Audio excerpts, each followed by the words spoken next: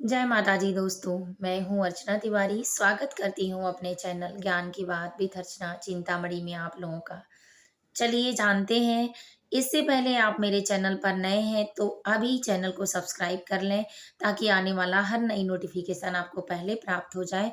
अगर मेरी वीडियो आपको पसंद आती है तो कृपया करके लाइक ज़रूर कर लें। मेरे चैनल पर आपको आपके परिवार से, गृह से संबंधित सारी चीज़ें, पूजा-पाठ, मासिक, वार्षिक सब कुछ प्राप्त होगा। साथ में अगर आप किसी चीज़ को लेके परेशान हैं तो मोटिवेशन भी आपको मिलेगा।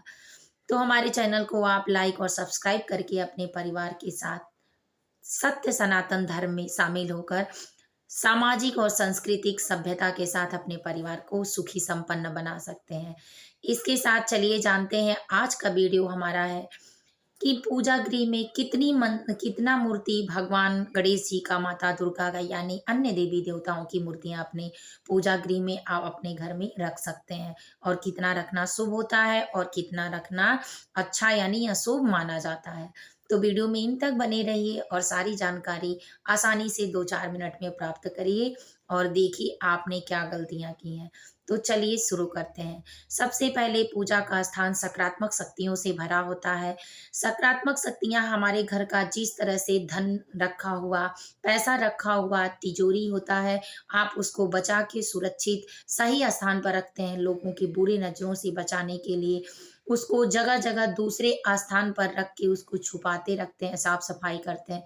ठीक उसी तरह से पूजा का स्थान हमारे घर में होता है तिजोरी की तरह, जिससे सकारात्मक शक्तियाँ, सरल लाभ, हमारे आत्मा की शुद्धि, मन की शुद्धि, शरीर की शुद्धि, परिवार की शुद्धि होती रहती है समय-समय पर पूजा विधि के द्वारा।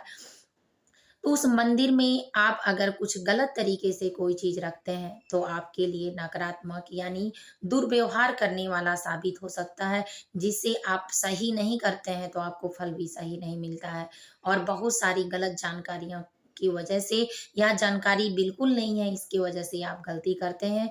तो इन गलतियों को सुधारने का ये मौका है और ये वीडियो देखने के बाद आप ज़रूर कर लें। तो चलिए जानते हैं कि मंदिर में सबसे पहले गणेश जी की मूर्ति सब लोग रखते हैं। गणेश जी बुद्धि के दाता, विघ्नहर्ता होते हैं, जो विघ्न विनाशक भी कहा जाता है।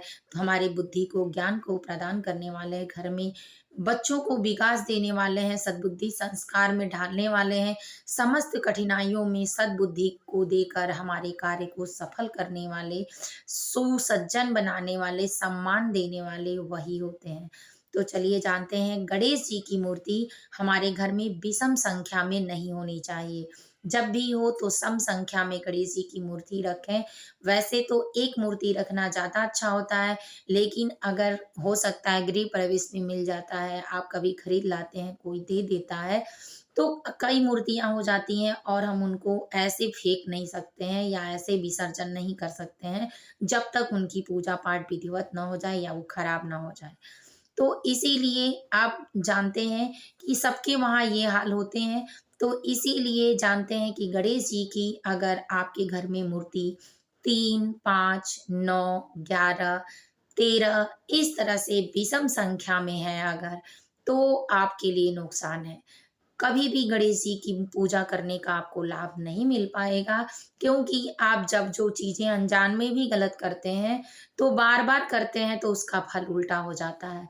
तो इसीलिए जब भी गणेश जी की मूर्ति रखें अपने पूजा मंदिर में या घर में, तो सम संख्या में रखें जैसे 2, 4, 6, 8, 10, 12, 14, 16 इस तरह से करके 20 मतलब बराबर की संख्या होनी चाहिए, एक कम, एक ज़्यादा नहीं होना चाहिए।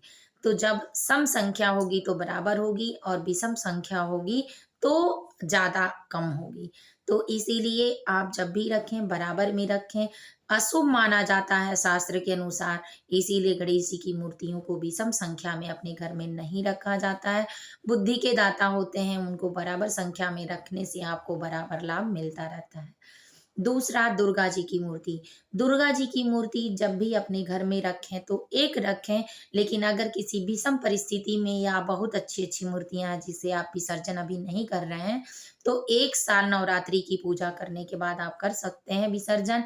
अगर नहीं भी करते हैं तो उनकी संख्या 3 रखें। अगर आप रखते हैं तो उनकी संख्या 3 रखें, यानी माता जी की 3 मूर्तियाँ रखें।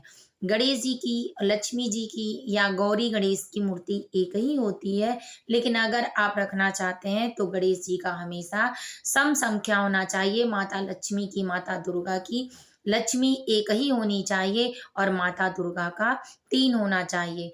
हनुमान जी का बैठे अवस्था में 1 होना चाहिए और माता लक्ष्मी का भी कमल पे आसन लगाए हुए शंख चक्र जो भी उनका है वो अपने हाथ में लिए रहें, तो उनको भी बैठी अवस्था में चाहिए। और पूजा गृह में सबसे ज़्यादा अच्छा माने जाने वाला मूर्ति आपके घर में माता लक्ष्मी का निवास स्थान बनाने वाली मूर्ति होती है कि जो भगवान विष्णु अपने सैया पर लेटे होते हैं और माता लक्ष्मी उनका चरण दबा रही, यानी चरण पकड़े हुए दबाते हुए मिलती हैं।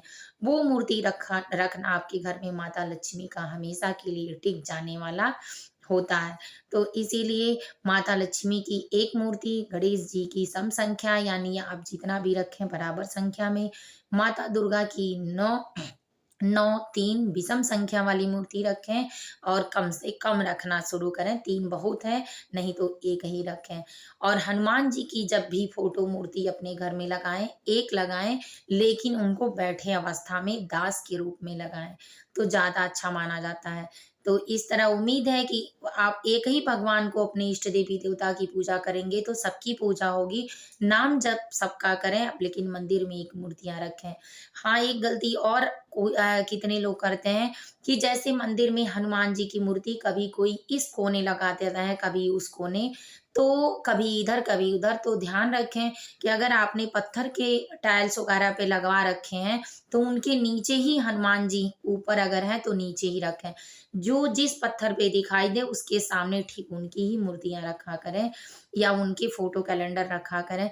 तो इस तरह से आप निर्मल भाव से सबकी पूजा कर पाएँगे।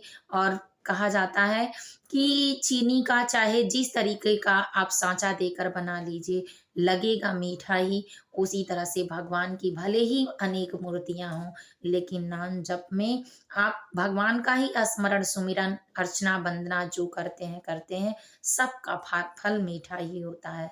तो इसीलिए आप जिसकी भी पूजा करें पूरी आस्था, विश्वास, लगन के साथ करें, निश्चित आपको उसका फल मिलेगा। और पुण्य फल जब मिलता है तो जीवन में सुख और संपत्ति की कमी नहीं होती, मान-सम्मान की कमी नहीं होती। तो उम्मीद है ये वीडियो आपको पसंद आया होगा। अगर पसंद आया हो तो दोस्तों लाइक कर लीजिए, चैनल को अभी सब्सक्राइब कर लीजिए, क्योंकि आपके एक लाइक और एक सब्सक्राइब से हमारी हिम्मत और ताकत और भी बढ़ जाती है आप लोगों तक एक से बढ़ के एक कंटेंट देने के लिए, ताकि मैं भी लगे कि आपके लिए कुछ कर पा रही हूँ। तो उम्मीद है कि आपको पसंद आएगा, शेयर करेंगे। तो फिर मिलेंगे एक नए वीडियो में नए ज्ञान के साथ, तब तक वीडियो को यहीं करते हैं। जय माता जी, हर हर महादेव। अपने-अपने घरों में आप लोग सुखी संपन्न होंगे, उम्मीद करते हैं।